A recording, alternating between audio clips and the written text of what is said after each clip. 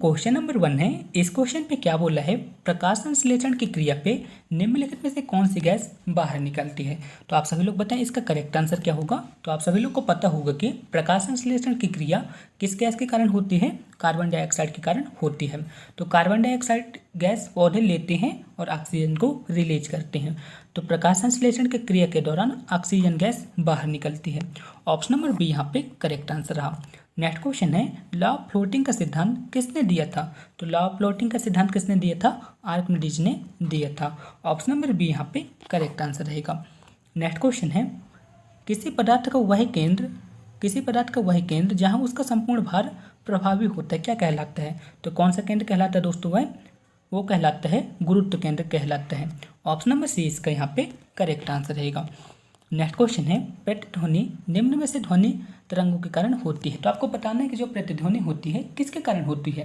तो आपने रिफ्लेक्शन तो आपने पढ़ा होगा, रिफ्लेक्शन के कारण ही ध्वनि जो है तो प्रतिध्वनि में परिवर्तित होती है, ठीक है ना। तो ऑप्शन नंबर सी यहाँ पे करेक्ट आंसर रहेगा। एक बार मैं आपको इस क्वेश्चन को फिर से समझा देता हूँ। क्वेश्चन पे बोल है कि प्रतिध्वनि ध्वनि के किसके कारण होती है।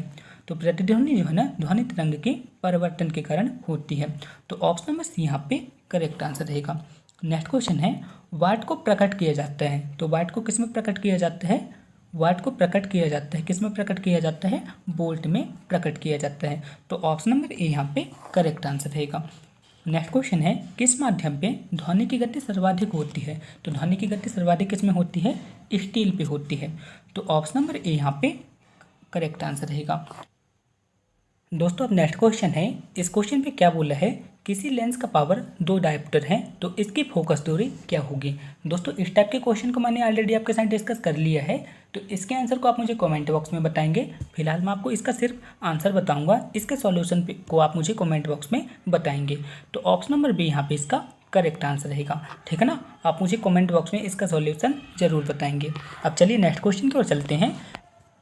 दोस्तों अब नेक्स्ट क्वेश्चन है, इस क्वेश्चन पे क्या बोला है, तारों में ऊर्जा उत्पन्न होने का प्रमुख कारण क्या है।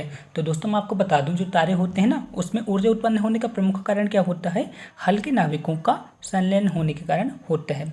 तो ऑप्शन नंबर सी यहाँ पे करेक्ट आंसर रहेगा। मोस्ट इंपॉर्टेंट क्वेश्चन है, आपको याद रखना पड़ेगा। नेक्स्ट क्वेश्चन है, अध्रुवीय अणु पे द्विध्रुव अवगुण क्या होता है। आपको बताना है कि जो अध्रुवीय अणु होते हैं उसमें द्विध्रुव अवगुण क्या होता है। तो क्या होता है, 0 होता है। तो ऑप्शन नंबर ए यहाँ पे करेक्ट आंसर रहेगा, ठीक है। अब चलिए नेक्स्ट क्वेश्चन की ओर चलते हैं। ताप बढ़ने पर धातु के प्रतिरोध पर क्या प्रभाव पड़ता है। तो मैं आपको बता दूं, ताप बढ़ने पर धातु का प्रतिरोध जो है तो बढ़ जाता है। तो ऑप्शन नंबर ए यहाँ पे करेक्ट आंसर रहेगा। नेक्स्ट क्वेश्चन है, दूरसंचार पे प्रयुक्त तरंगे कौन सी है। आपको बताना है कि जो दूरसंचार होता है ना उसमें किस प्रकार के तरंगों का यूज किया जाता है। तो किस तरंगों का यूज किया जाता है, सूक्ष्म तरंगों का उपयोग किया जाता है। ऑप्शन नंबर सी यहाँ पे करेक्ट आंसर रहेगा। नेक्स्ट क्वेश्चन है, समविभव पृष्ठ और विद्युत बल रेखाओं के बीच कितने अंश का कोण होता है। आपको बताना है कि समविभव पृष्ठ और विद्युत बल रेखाओं के बीच कितने अंश का कोण होता है। तो कितने अंश का कोण होता है, 90 डिग्री का कोण होता है। ऑप्शन नंबर बी यहाँ पे करेक्ट आंसर रहेगा।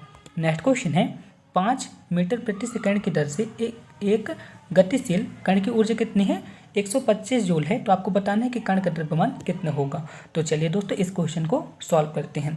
तो दोस्तों यहाँ पे गतिशील कण की ऊर्जा बताई गई है, यानी कि यहाँ पे गतिज ऊर्जा बताई गई है। तो गतिज ऊर्जा क्या होता है, गतिज ऊर्जा E बराबर होता है 1/2 mv² होता है। क्या होता है, 1/2 mv² होता है।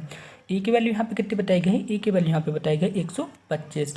और यहाँ पे आप क्या लिखेंगे, 1/2, ठीक है ना। m की वैल्यू क्वेश्चन पे कितनी बताई गई है, क्वेश्चन पे नहीं बताई गई। तो आप यहाँ पे लिखेंगे m।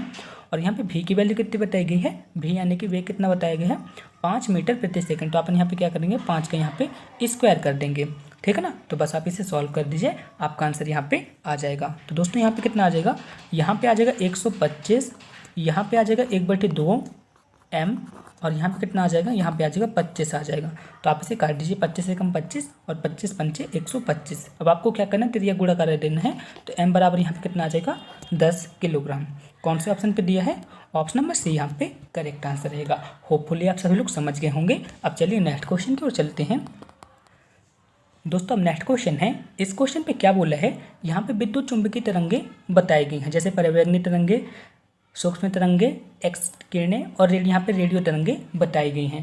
जो कि एक विद्युत चुंबकीय तरंगे हैं। तो आपको यहाँ पे तरंगदैर्घ्य के अनुसार इन्हें आरोही क्रम पे व्यवस्थित करना है। तो बताइए यहाँ पे करेक्ट आंसर क्या होगा। तो यहाँ पे करेक्ट आंसर रहेगा ऑप्शन नंबर ए 3, 1, 2, 4 इसका आरोही क्रम रहेगा। यानी कि सबसे पहले क्या आ जाएगा, सबसे पहले आ जाएगा एक्स किरणें, दूसरे नंबर पे क्या आएगा परावैंगनी किरणें, और तीसरे नंबर पे क्या आएगा दोस्तों, तीसरे नंबर पे आएगा सूक्ष्म तरंगे, और चौथे नंबर पे क्या आ जाएगा रेडियो तरंगे यहाँ पे आ जाएगा, जो कि एक आरोही क्रम यहाँ पे रहेगा। आई होप आप सभी लोग समझ गए होंगे। अब चलिए नेक्स्ट क्वेश्चन की ओर चलते हैं। नेक्स्ट क्वेश्चन है आपको बताना कि माइका क्या होता है। तो माइका जो है ना ऊष्मा और विद्युत दोनों का कुचालक होता है। माइका क्या होता है, ऊष्मा और विद्युत का कुचालक होता है। ऑप्शन नंबर ए यहाँ पे करेक्ट आंसर रहेगा। नेक्स्ट क्वेश्चन है विद्युत धारा आई आवेश Q और समय t के बीच क्या संबंध होता है। विद्युत धारा I आवेश Q और समय t के बीच क्या संबंध होता है। तो Q बराबर क्या होता है, Q बराबर होता है I क्रॉस T होते हैं, यानी कि I इंटू T होता है। तो कौन से ऑप्शन पे दिया है, ऑप्शन नंबर ए यहाँ पे करेक्ट आंसर रहेगा। नेक्स्ट क्वेश्चन है, इस क्वेश्चन पे क्या बोल रहे हैं, एक 100 वाट का बिजली का बल्ब 10 घंटे जलता है तो 5 रुपये विद्युत खाता है, ठीक है ना। तो आपको बताना है कि प्रति यूनिट की दर से विद्युत खर्च कितना होगा, आपको यहाँ पे ज्ञात करना है। तो चलिए दोस्तों इस टाइप के क्वेश्चन को सॉल्व करते हैं। तो दोस्तों जब भी इस टाइप का क्वेश्चन है ना, तो यहाँ पे बल्ब कितने वाट का है, 100 वाट का है। कितने घंटे जलता है, 10 घंटे जलता है, और कितने पैसा आता है वहाँ पे, 5 रुपये यहाँ पे खर्च होता है।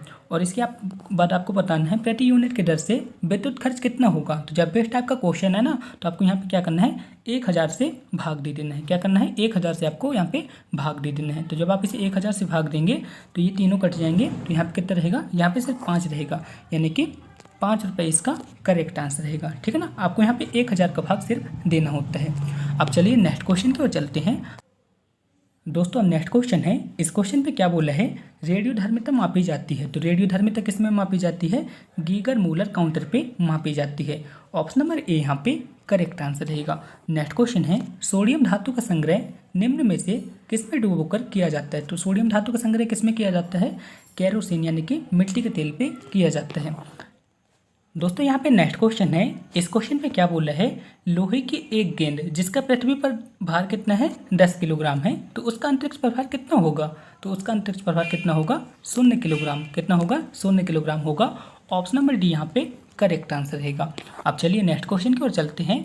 दोस्तों अब केमिस्ट्री के क्वेश्चन आ चुके हैं, तो चलिए केमिस्ट्री के क्वेश्चन को भी सॉल्व करते हैं। इन्हें आप सब लोग को बहुत ही केयरफुली सॉल्व करना पड़ेगा। तो आपको बताना है कि समस्थानिक में किसकी संख्या समान होती है। आपको बताना है कि जो समस्थानिक होते हैं यानी कि आइसोटोप होते हैं, उस किसकी संख्या समान होती है। तो किसकी संख्या समान होती है, प्रोटॉन की संख्या समान होती है। अब नेक्स्ट क्वेश्चन है, आपको बताना है कि उपरोक्त में से कौन सा गैस का समीकरण, आपको बताना है कि आदर्श गैस का समीकरण क्या होता है। तो आदर्श गैस का समीकरण क्या होता है, PV बराबर nRT होता है, ठीक है ना। ऑप्शन नंबर डी यहाँ पे करेक्ट आंसर रहेगा। नेक्स्ट क्वेश्चन है, अपचायक पदार्थ होते हैं। तो अपचायक पदार्थ क्या होते हैं, तो अपचायक पदार्थ जो है ना, तो इलेक्ट्रॉन को ग्रहण करते हैं। अपचायक पदार्थ क्या करते हैं, इलेक्ट्रॉन का ग्रहण करते हैं। बहुत ही इंपॉर्टेंट क्वेश्चन है, और ऑप्शन नंबर बी यहाँ पे करेक्ट आंसर रहेगा। नेक्स्ट क्वेश्चन है, आपको बताना है कि CH3COCH3 इसका IUPAC नाम क्या होता है। तो आप सभी लोग मुझे बताएं इसका करेक्ट आंसर क्या होगा। तो इसका करेक्ट आंसर रहेगा दोस्तों प्रोपेनॉन। ऑप्शन नंबर बी यहाँ पे इसका करेक्ट आंसर रहेगा। नेक्स्ट क्वेश्चन है, आपको बताना है कि निम्नलिखित में से कौन सा पौधा प्रकाश संश्लेषण पे ऑक्सीजन के साथ ओजोन भी बनाता है। तो आपको बताना है कि ऐसा पौधा जो ऑक्सीजन के साथ ओजोन भी बनाता है, तो कौन सा पौधा ऑक्सीजन के साथ ओजोन बनाता है। तो इसका आंसर रहेगा तुलसी। तुलसी का पौधा जो है ना, ऑक्सीजन के साथ ओजोन भी बनाता है। तो ऑप्शन नंबर सी यहाँ पे करेक्ट आंसर रहेगा। नेक्स्ट क्वेश्चन है, रसोई गैस मिश्रण यानी कि जो LPG गैस होती है अपने, उसमें किसका किसका मिश्रण होता है। तो किसका किसका मिश्रण होता है, प्रोटेन एवं ब्यूटेन का मिश्रण होता है। तो ऑप्शन नंबर बी यहाँ पे करेक्ट आंसर रहेगा। नेक्स्ट क्वेश्चन है, कपास पौधे के किस भाग से प्राप्त होता है। तो कपास पौधे के बीज वाले भाग से प्राप्त होता है। ऑप्शन नंबर सी इसका यहाँ पे करेक्ट आंसर रहेगा।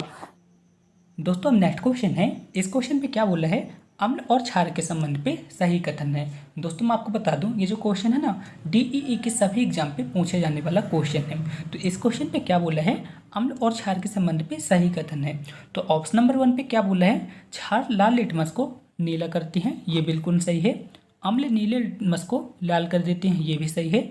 अम्ल स्वाद में खट्टे होते हैं और क्षार स्वाद पे कसैले होते हैं, तो ये भी यहाँ पे सही है। तो ऑप्शन नंबर डी यहाँ पे करेक्ट आंसर है, यानी कि उपरोक्त सभी कथन यहाँ पे सही हैं। अब नेक्स्ट क्वेश्चन है, द्रव अवस्था में पाई जाने वाली अधातु कौन सी है? तो द्रव अवस्था में कौन सी अधातु पाई जाती है? ब्रोमीन जो है तो द्रव अवस्था में पाई जाती है। यदि क्वेश्चन में पूछ लेता कि द्रव अवस्था में पाई जाने वाली धातु कौन सी है, तो उसका आंसर क्या रहता? पारा रहता। दोस्तों, यदि आप NPCIL, कैगा साइड या फिर काकरापारा साइड पे प्लांट ऑपरेटर एग्जाम की तैयारी कर रहे हैं, तो मैंने आपके लिए एक कंप्लीट कोर्स बना के रखा है, जहां पे दोस्तों मैं आपको इंपॉर्टेंस नोट, 10 प्रिलिमिनरी टेस्ट के क्वेश्चन पेपर, साथ ही साथ मैं आपको 25 एडवांस टेस्ट के क्वेश्चन प्रदान करने वाला हूँ, जहां से दोस्तों आपके एग्जाम पे डायरेक्ट क्वेश्चन पूछ जाते हैं। साथ ही साथ मैं आपको ये बता दूँ, आपके जो PYQ होते हैं ना, PYQ भी आपको यहाँ पे मिलने वाला है। साथ ही मैं आपको ये बता दूँ, आपका जो 11-12 वाला सिलेबस होता है ना, उसके माइंड मैप्स भी मैंने यहाँ पे बनाए हैं, तो आप यहाँ पे देख सकते हैं दोस्तों, सारी चीज़ें आपको यहाँ पे मिल जाएंगे।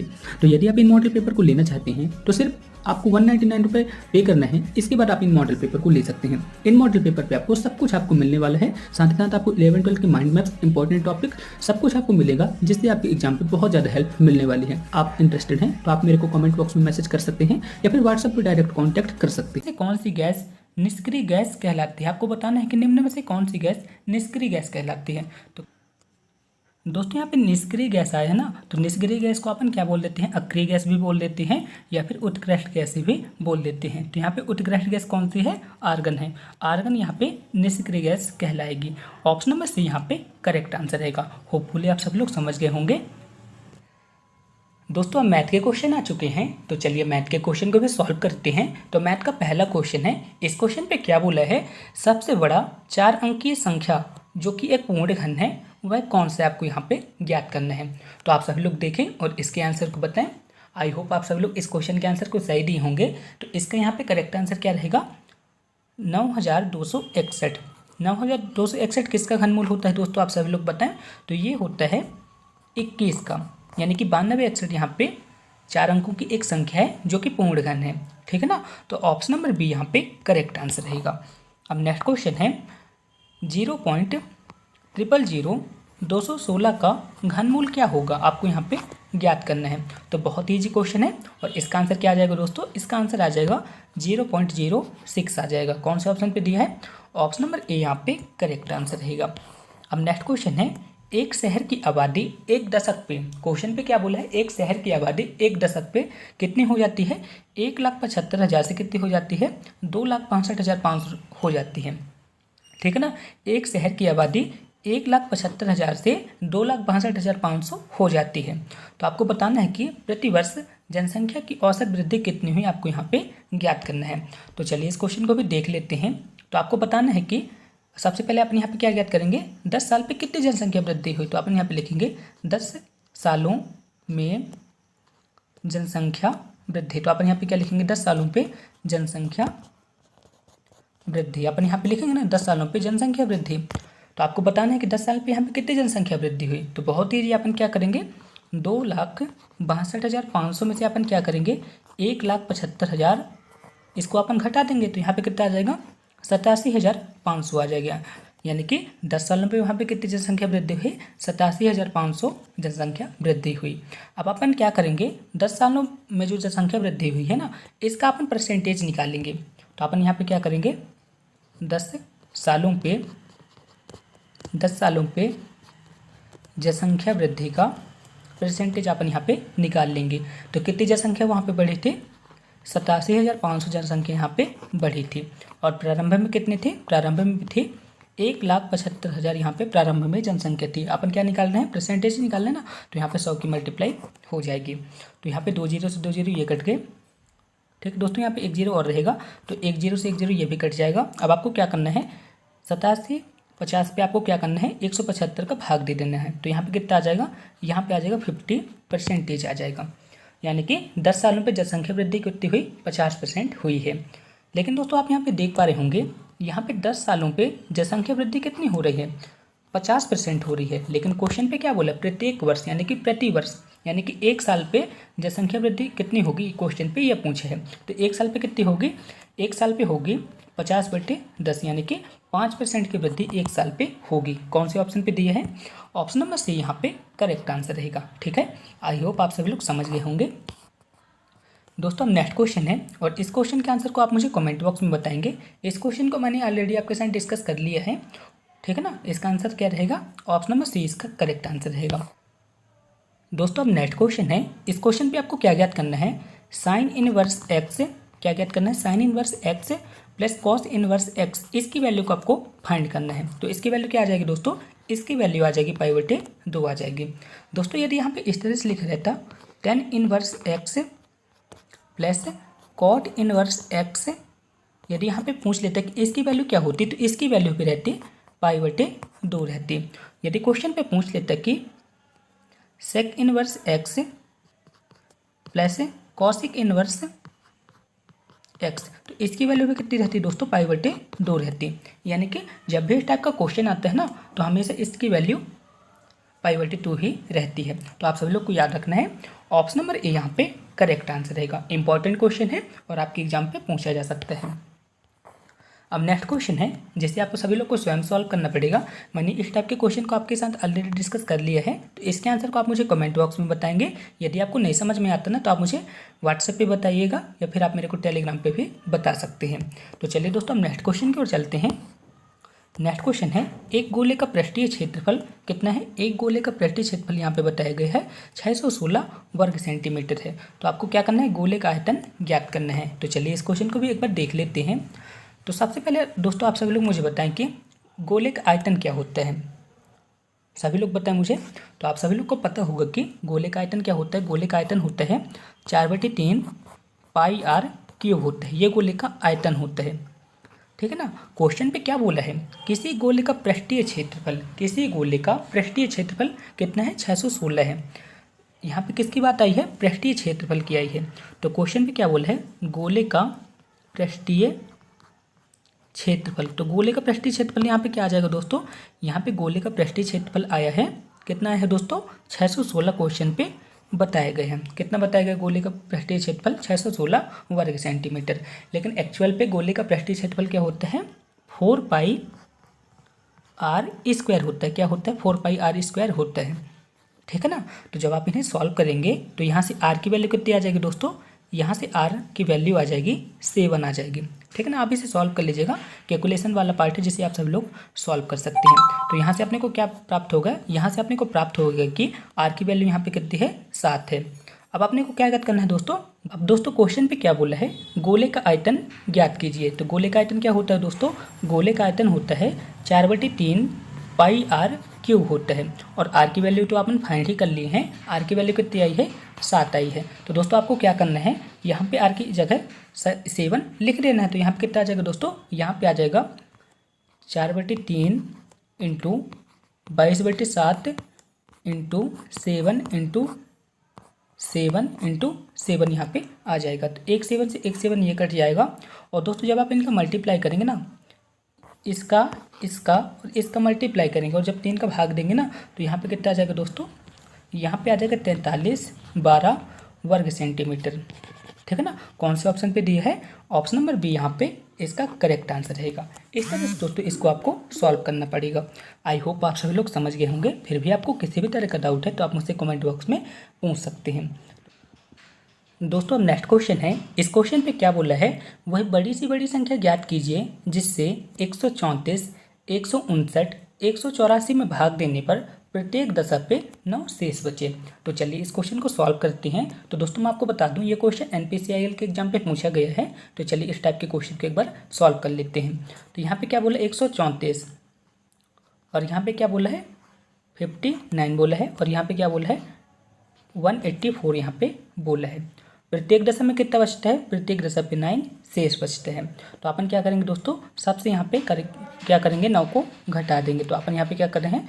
9 को घटा देते हैं। तो यहाँ पे कितना आ जाएगा? यहाँ पे आ जाएगा 125, यहाँ पे कितना आ जाएगा? 50 आ जाएगा। और यहाँ पे कितना आ जाएगा? 175। अब दोस्तों आपको क्या करना है? 125, 175 और 50 का HCF ले लेना है। क्या निकाल लेना है दोस्तों? HCF आपको यहाँ पे निकाल लेना है। जब भी क्वेश्चन पे बड़ी से बड़ी संख्या ज्ञात करने के लिए बोले ना, तो वहाँ पे अपन हमेशा क्या करते हैं, HCF निकालते हैं। तो अपन को यहाँ पे किसका किसका HCF निकालना है, 125, 50 और 175 का अपन को HCF निकालना है। तो यहाँ पे आप सभी लोग बताएं इसका HCF क्या आ जाएगा। तो दोस्तों जब भी HCF की बात आती है तो अपन क्या करते हैं, दो ऐसी संख्या लेते हैं जिनके बीच अंतर कम होता है। तो आप यहाँ पे देखें इनके बीच कौन सी संख्याओं पे अंतर कम है, तो अपन ले लेते हैं यहाँ पे 125 और 175। इनके बीच किसका अंतर है, इनके बीच दोस्तों कितने का डिफरेंस है, इनके बीच दोस्तों यहाँ पे 50 का डिफरेंस है।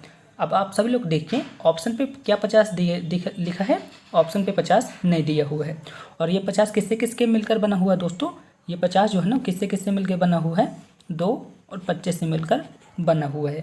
तो आपको चेक करना है क्या ऑप्शन पे 2 लिखा है, तो आप देखेंगे 2 नहीं लिखा है, क्या 25 लिखा है, 25G लिखा है। तो ऑप्शन यहाँ पे क्या रहेगा, 25 यहाँ पे करेक्ट आंसर रहेगा। अब आप सभी लोग को क्या करना है, यदि आप चेक भी करना चाहते हैं, आपको क्या करना है, 25 से ये तीनों संख्याओं को भाग लेके देख देना है। जब भी आप 134 पे 25 का भाग देंगे तो 9 शेष बचेगा। 184 पे जब आप 9 का भाग देंगे तो भी दोस्तों यदि आप चेक भी करना चाहते हैं, जैसे मैंने ऑप्शन क्या बताया है, ऑप्शन नंबर बी यहाँ पे करेक्ट आंसर रहेगा। यदि आप चेक करना चाहते हैं तो यदि आप 134 पे 25 का भाग देंगे तो कितना शेष आएगा, 9 आएगा। यदि आप 59 पे 25 का भाग देंगे तो कितना शेष आएगा, 25 आएगा। यदि इसी तरह से यदि आप 184 पे 25 का भाग देंगे तो 9 शेष आएगा। ठीक है ना, तो इतना आप सभी लोग को पता चल गया ना, ऑप्शन नंबर बी यहाँ पे करेक्ट आंसर रहेगा। इसी तरह से आपको भी सॉल्व करना पड़ेगा। आई होप आप सभी लोग समझ गए होंगे। अब नेक्स्ट क्वेश्चन है, इस क्वेश्चन पे आपको क्या करना है, x और y की वैल्यू को फाइंड करना है। तो चलिए इस क्वेश्चन को भी सॉल्व कर लेते हैं। तो क्वेश्चन पे क्या बोला है, x प्लस आई वाई 2 माइनस 3i बराबर 4 प्लस आई।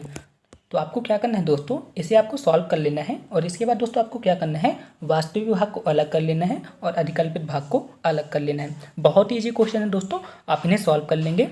थोड़ा सा मैं आपको हिंट बता देता हूँ। सबसे पहले आपको क्या करना पड़ेगा, इसका और इसका मल्टीप्लाई आपस में कर देना पड़ेगा। इसके बाद आपको तुलना कर देना पड़ेगा, यानी कि जिस पे आई है ना उसको अपन को अलग कर देना पड़ेगा और जिस पे आई नहीं है उसको आपस में अलग कर देना पड़ेगा। ठीक है ना, जैसे ही आप यहाँ पे इस तरह से करेंगे तो वहाँ पे आपको एक्स और वाई की वैल्यू फाइंड हो जाएगी। तो यहाँ पे कितना आंसर आ जाएगा, ऑप्शन नंबर सी यहाँ पे करेक्ट आंसर रहेगा। आई होप आप सभी लोग इसे कर लेंगे सॉल्व। यदि आपको नहीं समझ आता है तो आप मुझे कमेंट बॉक्स में बताइएगा। दोस्तों अब नेक्स्ट क्वेश्चन है, इस क्वेश्चन पे क्या बोला है, 8, 15, 22 के प्रथम 20 पदों का योग ज्ञात करना है। तो चलिए इस क्वेश्चन को भी सॉल्व कर लेते हैं। क्वेश्चन पे क्या बोला है, S20 की वैल्यू अपने को क्वेश्चन पे ज्ञात करना है। ठीक है ना, n की वैल्यू क्वेश्चन पे क्या बता दी गई है, 20 बता दी गई है। और यहाँ पे a की वैल्यू कितनी आ जाएगी दोस्तों, आप सभी लोग बताएं। तो a की वैल्यू यहाँ पे रहेगी 8 और यहाँ पे डिफरेंस कितने रहेगा दोस्तों, डिफरेंस यहाँ पे रहेगा, आप सभी लोग बताएं दोस्तों यहाँ पे डिफरेंस कितने का रहेगा, डिफरेंस यहाँ पे दोस्तों रहेगा 7 का। कैसे रहेगा, यदि अपन 22 से 15 को घटाएंगे तो 7 आएगा, या फिर अपन 15 में से 8 को घटाएंगे तो 7 आ जाएगा। ठीक है ना, और जब भी अपने को श्रेणी का योगफल करना होता है ना तो उसके लिए एक फार्मूला क्या होता है, फार्मूला रहता है n/2, जहाँ n की वैल्यू कितनी है दोस्तों 20 है। तो अपन क्या करेंगे n/2 यानी कि 20/2। ठीक है ना, और यहाँ पे अपन क्या करेंगे इंटू 2a, a की वैल्यू कितनी है 8 है, प्लस n यानी कि 20 - 1 इंटू d यानी कि डिफरेंस कितना है यहाँ पे 7 है। तो इस तरह से दोस्तों अपन लिख दिए ना, तो यहाँ पे कितना आ जाएगा, यहाँ पे आ जाएगा 10, यहाँ पे आ जाएगा 16 और यहाँ पे कितना आ जाएगा 19 इंटू 7 आ जाएगा। इतना आ गया ना। अब आपको क्या करना, 19 सत्ते कितना होता है, 19 सत्ते होता है 133 होता है। ठीक ना, बहुत ईजी से कैलकुलेशन है, आप सभी लोग कर लेंगे।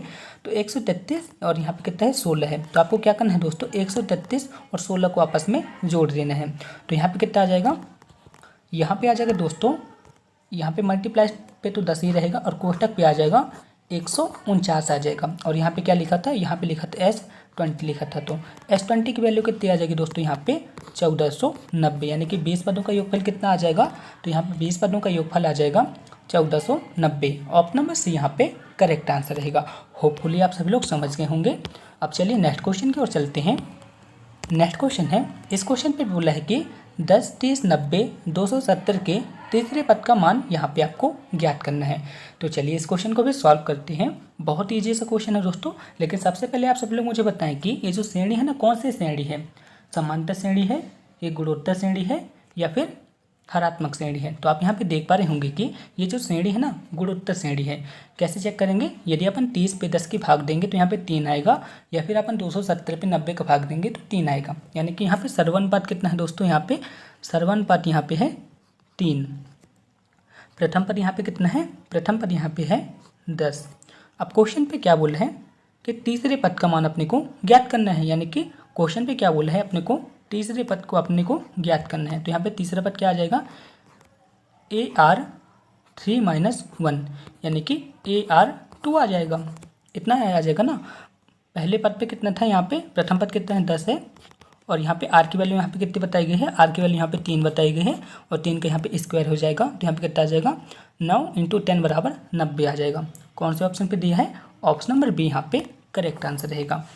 नेक्स्ट क्वेश्चन है, इस क्वेश्चन पे आपको क्या करना है, इस रेखा की आपको प्रवणता ज्ञात करना है, जो कि बहुत तेजी है।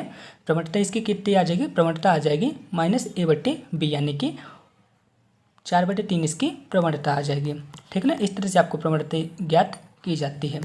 ठीक है ना, ऑप्शन नंबर ए यहाँ पे करेक्ट आंसर रहेगा। दोस्तों अब नेक्स्ट क्वेश्चन है, इस क्वेश्चन पे 3 बिंदु दिए गए हैं। तो आपको बताना कि जो 3 बिंदु है ना किस प्रकार के बिंदु हैं। तो दोस्तों मैं आपको बता दूँ, ये जो तीनों बिंदु है ना एक तरह से संरेख बिंदु हैं। और संरेखापन कैसे चेक करते हैं, सबसे पहले आपको एक सारणी खींचना पड़ेगा। सारणी पे आपको लिखना पड़ेगा x1 x2 x3 y1 y2 y3 1 इस तरह से आपको लिख देना पड़ेगा। इसके बाद आपको क्या करना पड़ेगा, x1 की जगह आपको 1, y1 की जगह आपको 1, इस तरह से आपको यहाँ पे पुट कर देना पड़ेगा। यदि इसका मान जो है तो 0 आता है तो बिंदु जो है तो यहाँ पे संरेख रहेंगे। तो ऑप्शन नंबर ए यहाँ पे करेक्ट आंसर रहेगा। अब नेक्स्ट क्वेश्चन है, आपको बताना है कि द्विकोणों के वर्गों का योग कितना होता है। तो द्विकोणों के वर्गों का योग हमेशा 1 रहता है। तो ऑप्शन नंबर ए के यहाँ पे ऑप्शन नंबर बी यहाँ पे करेक्ट आंसर रहेगा। दोस्तों अब नेक्स्ट क्वेश्चन है, इस क्वेश्चन पे आपको mod of a mod of b इतना दिया गया है। तो आपको बताना है कि a × b का whole square plus a × b का होल स्क्वायर कितना होगा। तो चलिए इस क्वेश्चन को भी सॉल्व करते हैं। तो यहाँ पे इसकी वैल्यू कितनी आ जाएगी, यहाँ पे इसकी वैल्यू आ जाएगी a², यहाँ पे आ जाएगी मोड ऑफ b², और यहाँ पे आ जाएगा sin², ये आ जाएगा। और दोस्तों यहाँ पे प्लस रहेगा, यहाँ पे कितना आ जाएगा a², यहाँ पे आ जाएगा मोड ऑफ b², और यहाँ पे आ जाएगा cos² थीटा, यहाँ पे आ जाएगा। इतना आ गया ना। अब आपको क्या करना है, a² b² इनको आपस में कॉमन ले लेना है। तो यहाँ पे कितना आ जाएगा a², यहाँ पे आ जाएगा मोड ऑफ b², और यहाँ पे कितना आ जाएगा sin² थीटा, प्लस यहाँ पे आ जाएगा cos² थीटा। तो यहाँ पे इसकी वैल्यू कितनी आ जाएगी, यहाँ इसकी वैल्यू आ जाएगी 1। तो अब यहाँ पे क्या बचेगा, यहाँ पे बचेगा मोड ऑफ a², और यहाँ पे बचेगा मोड ऑफ b²। तो a का मान यहाँ पे कितना बताया गया, 2 बताया गया, तो यहाँ पे 2 का स्क्वायर हो जाएगा, इंटू यहाँ पे कितना बताया गया है, b की जगह यहाँ पे 3 बताया गया, तो यहाँ पे 3 का स्क्वायर हो जाएगा। तो यहाँ पे कितना आ जाएगा 4, और यहाँ पे आ जाएगा 9। तो 4 और 9 का आपस में गुणा हो जाएगा, तो यहाँ पे कितना आ जाएगा 36 आ जाएगा। कौन से ऑप्शन पे दिया है, ऑप्शन नंबर डी यहाँ पे करेक्ट आंसर रहेगा। बहुत ईजी क्वेश्चन था। अब चलिए नेक्स्ट क्वेश्चन की ओर चलते हैं। नेक्स्ट क्वेश्चन है, इस क्वेश्चन पे आपको ए बी सी की वैल्यू 0 बताई गई है, जहाँ पे मोड ऑफ ए कितना बताया गया है, 6 बताए गए हैं, मोड ऑफ बी 8 बताए गए हैं, और मोड ऑफ सी यहाँ पे कितना बताया गया है, 10 बताया गया। तो आपको बताना है कि ए बी बी सी और सी ए कितना होगा। तो चलिए दोस्तों इस क्वेश्चन को भी सॉल्व कर लेते हैं। तो दोस्तों क्वेश्चन पे अपन क्या करते हैं, क्वेश्चन पे अपन यहाँ पे क्या लिख देते हैं, क्वेश्चन पे अपन लिख देते हैं a + b + c का होल स्क्वायर। तो यहाँ पे कितना आ जाएगा, यहाँ पे आ जाएगा a² आ जाएगा, यहाँ पे आ जाएगा b², यहाँ पे आ जाएगा c², और यहाँ पे कितना आ जाएगा 2ab bc ca। इस तरह से दोस्तों यहाँ पे आ जाएगा। इतना आ जाएगा ना। इतना तो आप सब लोग को पता ही होगा, जब आप इसे प्रसार करेंगे तो इतना आ जाएगा। मोड ऑफ ए की वैल्यू यहाँ पे कितनी बताई गई है, 6 बताई गई, तो यहाँ पे कितना आ जाएगा 6 का स्क्वायर। मोड ऑफ बी की जगह अपन क्या लिखेंगे, 8 का स्क्वायर यहाँ पे लिखेंगे, और सी की जगह अपन क्या लिखेंगे, +10 का स्क्वायर लिखेंगे। और अपन यहाँ पे क्या करेंगे, 2a, यहाँ पे अपन क्या लिखेंगे दोस्तों, 2ab bc c, इस तरह से अपन लिख देंगे। और इसकी वैल्यू कितनी है दोस्तों, क्वेश्चन पे इसकी वैल्यू क्वेश्चन पे बताई गई 0, तो इसका यहाँ पे 0 का स्क्वायर होगा तो 0 ही आ जाएगा। तो दोस्तों यहाँ पे कितना आ जाएगा 0, और यहाँ पे कितना आ जाएगा 36, यहाँ पे आ जाएगा 64, यहाँ पे 64 आएगा 64, और यहाँ पे कितना आ जाएगा दोस्तों, यहाँ पे आ जाएगा 100, और यहाँ पे एज इट इज इसी तरह से लिखा रहेगा। तो दोस्तों यहाँ पे क्या आ जाएगा, जैसे कि आप यहाँ पे 0 तो रहेगा ही, 36 और 64 को आप जोड़ेंगे तो यहाँ पे कितना आ जाएगा 100 आ जाएगा, और यहाँ पे 100 तो लिखा ही था, और यहाँ पे क्या रहेगा 2AB BC, और यहाँ पे क्या रहेगा CA तो रहेगा ही। अब दोस्तों आपको क्या करना है, आप 100 और 100 यहाँ पे क्या आ जाएंगे 200 हो जाएंगे, यहाँ पे क्या रहेगा 2AB BC, और यहाँ पे क्या रहेगा CA तो रहेगी, और यहाँ पे क्या है 0 है। इस तरह से दोस्तों इतना आपको समझ आ गया ना। अब आपको क्या करना है, 200 के यहाँ तरफ पक्षांतर करेंगे तो कितना आ जाएगा -200, यहाँ पे कितना आ जाएगा 2AB plus BC plus CA, इस तरह से आ जाएगा ना। अब आपको क्या करना है, 2 से इसे भाग दे देना है। तो जब आप इसे 2 से भाग देंगे ना तो यहाँ पे कितना आ जाएगा A इंटू B, यानी कि AB BC और CA, इसकी वैल्यू यहाँ पे कितनी आ जाएगी, इसकी वैल्यू यहाँ पे आ जाएगी -100 आ जाएगी। ठीक ना। तो आई होप आप सभी लोग समझ गए होंगे, और क्वेश्चन पे यही पूछे हैं। तो इसका आंसर क्या रहेगा -100, ऑप्शन नंबर बी यहाँ पे करेक्ट आंसर रहेगा। दोस्तों अब नेक्स्ट क्वेश्चन है। इस क्वेश्चन पे क्या बोला है, एक बल्लेबाजी की 100 पारियों का औसत कितना है 36 रन है, जबकि उसके एक स्कोर को गलती से 90 की जगह 40 लिख दिया गया। तो आपको बताना है कि गलती का प्रतिशत कितना हुआ, आपको यहाँ पे ज्ञात करना है। तो मैं आपको एक बार क्वेश्चन को फिर से समझा देता हूँ। यहाँ पे एक बल्लेबाज के बारे में बताया गया है, जिसमें उसने 100 पारियों पे औसत कितने रन बनाए हैं 36 रन बनाए गए हैं, लेकिन एक लिखने वाले ने क्या किया, उसके स्कोर को 90 की जगह कितना कर दिया 40 कर दिया। तो आपको बताना है कि इसमें कितने % की गलती हुई। तो चलिए दोस्तों इस क्वेश्चन को सॉल्व करते हैं। तो दोस्तों क्वेश्चन पे सबसे पहले लाइन पे क्या बताया गया है, एक बल्लेबाज की 100 पारियों का औसत कितने रन है 36 रन है। यदि अपन टोटल स्कोर निकालते हैं, यहाँ पे इस औसत के बारे में बात की है, यदि अपन टोटल स्कोर निकालते हैं तो यहाँ पे टोटल स्कोर कितना आ जाएगा दोस्तों, यहाँ पे टोटल स्कोर आ जाएगा 36 × 100, यानी कि 100 पारियों पे वो कितने रन बना देता है 3600 रन बना देता है। ठीक ना, इतना आपको समझ आ गया। अब इसके बाद क्वेश्चन पे क्या बोला है, जबकि उसके एक स्कोर को 90 की जगह क्या लिख दिया गया, 90 की जगह 40 लिख दिया गया। तो एक स्कोर पे क्या होता है, वो 90 रन बनाता है, लेकिन उसे गलती से क्या लिख दिया गया 40 लिख दिया गया। तो यहाँ पे अंतर कितना आ जाता है 90 की जगह, अब जब अपन 40 लिख देते हैं तो यहाँ पे अंतर कितना आ जाता है, यहाँ पे अंतर आ जाता है 50 कम। तो आपको बताना है कि यहाँ पे त्रुटि कितने % हुई। तो अपन यहाँ पे लिखेंगे कितने की त्रुटि यहाँ पे हुई थी 50 की हुई थी। 90 की जगह 40 लिखा तो यहाँ पे 50 ही त्रुटि हुई ना। तो अपन यहाँ पे क्या लिखेंगे 50/3600, यहाँ पे अपन ये आ जाएगा, और अपन परसेंटेज निकाल लेना तो यहाँ पे % यानी कि 100 का मल्टीप्लाई हो जाएगा। तो 2 0 से 2 0 ये कट गए, और यहाँ पे कितना आ जाएगा, यहाँ पे आ जाएगा 50/36। तो जब आप इन्हें सॉल्व करेंगे तो अपन क्या करते हैं, इसे 2 से डिवाइड कर देते हैं, तो कितना आ जाएगा 25 आ जाएगा, और यहाँ पे कितना आ जाएगा 18 आ जाएगा। जब आप 25 पे 18 का भाग देंगे ना तो यहाँ पे कितना आ जाएगा 1.38% यहाँ पे करेक्ट आंसर रहेगा। इसका करेक्ट आंसर क्या रहेगा 1.38 इसका करेक्ट आंसर रहेगा। ऑप्शन नंबर सी इसका राइट आंसर रहा, सॉरी ऑप्शन नंबर बी यहाँ पे इसका राइट आंसर रहा। तो चलिए दोस्तों हम नेक्स्ट क्वेश्चन की ओर चलते हैं। नेक्स्ट क्वेश्चन है 4:56 अपराह्न और 5:32 अपराह्न के बीच 1 घंटे का कौन सा भाग आपको यहाँ पे ज्ञात करना है। थोड़ा सा टफ क्वेश्चन है, आई होप आप सब लोग इसे सॉल्व भी कर लेंगे।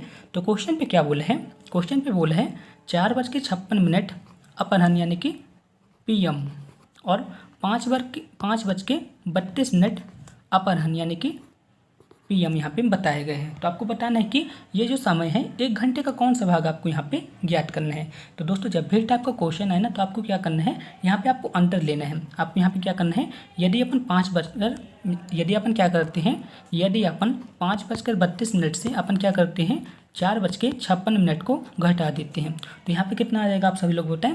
तो दोस्तों यहाँ पे आ जाएगा 36 मिनट। ठीक है ना, जब आप इसे घटाएंगे तो यहाँ पे कितना आ जाएगा, यहाँ पे आ जाएगा 36 मिनट आ जाएगा। क्या आ जाएगा, यहाँ पे आ जाएगा 36 मिनट आ जाएगा। अब आपको क्या करना है, ये 36 मिनट को बताना है कि ये घंटे का कितना भाग है। तो 36 मिनट 1 घंटे का कितने भाग होगा आपको बताना है। तो 36 मिनट 1 घंटे का कितना भाग होगा, अपन यहाँ पे क्या करेंगे 36 पे 60 का भाग दे देंगे। ठीक है ना, इस तरह से आपको समझ आ गया ना। 1 घंटे लिखा हुआ है और ये 36 यहाँ पे लिखा हुआ है, तो आपको बताना है ये इसका कितना भाग है। तो यहाँ पे कितना आ जाएगा, अपन यहाँ 12 के भाग दे देंगे, तो 12 × 36 और यहाँ पे कितना आ जाएगा 12×5 60 आ जाएगा। तो ऑप्शन नंबर ए यहाँ पे करेक्ट आंसर रहेगा। होपफुली आप सभी लोग समझ गए होंगे। फिर भी आपको किसी भी तरह का डाउट है तो आप मुझसे कमेंट बॉक्स में पूछ सकते हैं। अब दोस्तों नेक्स्ट क्वेश्चन है, 2 रेलगाड़ी एक दिशा पे 90 किलोमीटर प्रति घंटा और 70 किलोमीटर प्रति घंटे की गति से जा रही है। यदि तेज रेलगाड़ी धीमी रेलगाड़ी में बैठे व्यक्ति को 36 सेकंड में पार कर जाती है तो तेज रेलगाड़ी की लंबाई ज्ञात कीजिए। तो चलिए दोस्तों इस क्वेश्चन को भी सॉल्व कर लेते हैं। तो दोस्तों आप यहाँ पे देख पा रहे होंगे, यहाँ पे दो रेलगाड़ी एक ही दिशा पे जा रही है और जब रेलगाड़ी एक दिशा पे जाती है ना तो उनकी चाल आपस में घट जाती है। तो यहाँ पे 90 है और यहाँ पे 70 है, तो इनकी चाल आपस में घट जाएगी, ठीक है ना। और ये एक दूसरे को कब पार करते हैं, 36 सेकंड पे पार कर लेती हैं। तो चलिए दोस्तों इस क्वेश्चन को एक बार सॉल्व कर लेते हैं। तो यहाँ पे कितना आ जाएगा दोस्तों, सबसे पहले अपन क्या करेंगे, इनकी चाल को आपस में घटा देंगे। तो यहाँ पे लिखेंगे 90 - 70, इस तरह से लिखेंगे ना। और ये एक व्यक्ति को कितने सेकंड में पार करती है, 36 सेकंड पे पार करती है। और आप यहाँ पे क्वेश्चन पे देख रहे होंगे ये सब किलोमीटर प्रति घंटे पे है, लेकिन जो आंसर दिए है ना मीटर प्रति सेकंड पे दिए गए, यानी कि मीटर पे दिए गए हैं। तो अपन यहाँ पे क्या करेंगे, किलोमीटर प्रति घंटे को अपन क्या करेंगे, मीटर पे यहाँ पे कन्वर्ट कर देंगे, ठीक है ना। मीटर प्रति सेकंड पे कन्वर्ट कर देंगे। इसके लिए अपन क्या करेंगे, 5/18 का मल्टीप्लाई कर देंगे। तो यहाँ पे कितना आ जाएगा, 18 कम 18, 18 दूनी 36 आ जाएगा। तो 5 × 2 बराबर यहाँ पे कितना आ जाएगा, 10 आ जाएगा। और यहाँ पे कितना आ जाएगा दोस्तों, यहाँ पे इंटू रहेगा और यहाँ पे यदि अपन 90 में से 70 को घटा देंगे तो 20 आ जाएगा। तो 20 और 10 का आपस में गुणा होगा तो यहाँ पे कितना आ जाएगा, 200 मीटर आ जाएगा। ऑप्शन नंबर सी यहाँ पे करेक्ट आंसर रहेगा। तो दोस्तों अब नेक्स्ट क्वेश्चन है, जो कि इस क्वेश्चन पे क्या बोला है, ए और बी किसी काम को 15 और 10 दिन पे कर सकते हैं। ए और बी ने साथ मिलकर काम करना शुरू किया और 2 दिन बाद काम करना छोड़ दिया। तो आपको बताना है कि पूरा काम खत्म होने में कुल कितना टाइम लगेगा। तो चलिए दोस्तों इस क्वेश्चन को सॉल्व करते हैं। तो यहाँ पे क्वेश्चन पे क्या बोला है, ए किसी काम को कितने दिन में करता है, 15 दिन में करता है। बी किसी काम को कितने दिन में करता है, 10 दिन पे करता है। तो आपको बताना है यहाँ पे टोटल काम कितना आ जाएगा। टोटल काम यानी कि यहाँ पे इन दोनों का एलसीएम कितना आ जाएगा, 15 और 10 का 30 आ जाएगा, यानी कि 30 काम टोटल है, ठीक है ना। तो ए 15 की रफ्तार से 30 काम को कितने दिन में पूरा करेगा, 2 दिन पे करेगा। और बी कितने दिन में करेगा, बी 3 दिन पे करेगा। यानी कि ए एक दिन पे कितना काम करेगा, 2, और बी किसी काम को 3 दिन पे करेगा। इतना आप सभी लोग को समझ आ गया ना। अब क्वेश्चन पे क्या बोल रहे हैं, क्वेश्चन पे बोल रहे हैं कि ए और बी ने मिलकर काम करना शुरू किया, यानी कि ए और बी ने मिलकर काम करना शुरू किया। लेकिन इसके बाद क्या होता है, बी 2 दिन बाद काम करना छोड़ देता है। बी क्या करता है, बी जो है तो 2 दिन बाद काम करना छोड़ देता है। एक दिन पे कितना काम करता है, एक दिन पे 3 काम करता है और 2 दिन बाद काम करना छोड़ देता है, यानी कि 6 काम को करके जाता है, 6 काम को वो करके जाता है। तो यहाँ पे कितना शेष काम बचेगा, यदि अपन 30 में से 6 काम को घटा देंगे तो यहाँ पे कितना बचेगा, 24 काम। और इस 24 काम को कौन पूरा करेगा, इस 24 काम को पूरा करेगा ए, ठीक है ना। इस 24 काम को कौन पूरा करेगा, इस 24 काम को पूरा करेगा ए। एक दिन पे कितना काम करता है, ए एक दिन पे काम करता है 2, ठीक है ना, 2 काम करता है। तो 24 काम को कितने पूरे दिन में पूरा करेगा, 12 दिन पे करेगा। तो ऑप्शन नंबर ए यहाँ पे करेक्ट आंसर रहेगा। होपफुली आप सब लोग समझ गए होंगे। फिर भी आपको किसी भी तरह का डाउट है ना तो आप मुझसे कमेंट बॉक्स में पूछ सकते हैं, ठीक है। दोस्तों यदि आप NPCIL कैगा साइट या फिर काकरापारा साइट पे प्लांट ऑपरेटर एग्जाम की तैयारी कर रहे हैं तो मैंने आपके लिए एक कंप्लीट कोर्स बना के रखा है, जहां पे दोस्तों मैं आपको इंपॉर्टेंस नोट, 10 प्रिलिमिनरी टेस्ट के क्वेश्चन पेपर, साथ ही साथ मैं आपको 25 एडवांस टेस्ट के क्वेश्चन प्रदान करने वाला हूं, जहां से दोस्तों आपके एग्जाम पे डायरेक्ट क्वेश्चन पूछे जाते हैं। साथ ही साथ मैं आपको ये बता दूं, आपके जो PYQ होते हैं ना, PYQ भी आपको यहाँ पे मिलने वाला है। साथ ही मैं आपको ये बता दूं, आपका जो 11-12 वाला सिलेबस होता है ना, उसके माइंड मैप्स भी मैंने यहाँ पे बनाए हैं। तो आप यहाँ पे देख सकते हैं दोस्तों, सारी चीजें आपको यहाँ पे मिल जाएंगे। तो यदि आप इन मॉडल पेपर को लेना चाहते हैं तो सिर्फ आपको 199 रुपये पे करना है। इसके बाद आप इन मॉडल पेपर को ले सकते हैं। इन मॉडल पेपर पे आपको सब कुछ आपको मिलने वाला है। साथ ही साथ आपको 11-12 के माइंड मैप्स, इंपॉर्टेंट टॉपिक, सब कुछ आपको मिलेगा, जिससे आपके एग्जाम पे बहुत ज़्यादा हेल्प मिलने वाली है। आप इंटरेस्टेड हैं तो आप मेरे को कमेंट बॉक्स में मैसेज कर सकते हैं या फिर व्हाट्सएप पर डायरेक्ट कॉन्टैक्ट कर सकते हैं।